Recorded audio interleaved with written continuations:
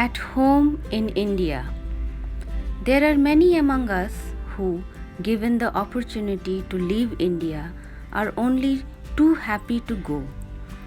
But whenever I have had the chance to go away, I have held back, or something has held me back. What is it that has such a hold on me, but leaves others free to go where they will sometimes never to come back? A few years ago, I was offered a well paid job on a magazine in Hong Kong. I thought about it for weeks, worried myself to distraction, and finally, with a great sigh of relief, turned it down. My friends thought I was crazy. They still do. Most of them would have jumped at a comparable offer, even if it had meant spending the rest of their lives far from the palm-fringed coast or pine-clad mountains of this land.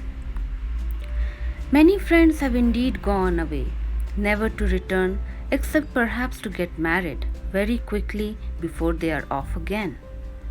Don't they feel homesick? I wonder. I am almost paranoid at the thought of going away and then being unable to come back. This almost happened to me when, as a boy, I went to England, longed to return to India, and did not have the money for the passage. For 2 years, I worked and slaved like a miser, something I have never done since, until I had enough to bring me home. And home wasn't parents and brothers and sisters. They were no longer here. Home, for me, was India. So, what is it that keeps me here? My birth?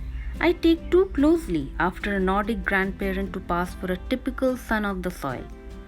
Hotel receptionists often ask me for my passport. Must I carry a passport to travel in my own country? I ask. But you don't look like an Indian, they protest. I am a red Indian, I say. India is where I was born and went to school and grew to manhood. India was where my father was born and went to school and worked and died. India is where my grandfather lived and died. Surely that entitles me to a place in the Indian sun. If it doesn't, I can revert to my mother's family and go back to the time of Timur the Lame. How far back does one have to go in order to establish one's Indianness? It must be the land itself that holds me. But so many of my fellow Indians have been born and reborn here, and yet they think nothing of leaving the land. They will leave the mountains for the plains, the villages for the cities, their country for another country, and if other countries were a little more willing to open their doors, we would have no population problem. Mass emigration would have solved it. But it's more than the land that holds me. For India is more than a land. India is an atmosphere.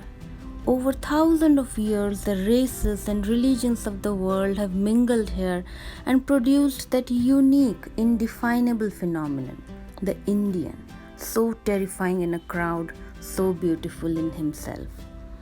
And oddly enough, I am one too. I know that I am as Indian as the postman or the panwala or your favorite MP. Race did not make me an Indian, religion did not make me an Indian, but history did. And in the long run, it's history that counts.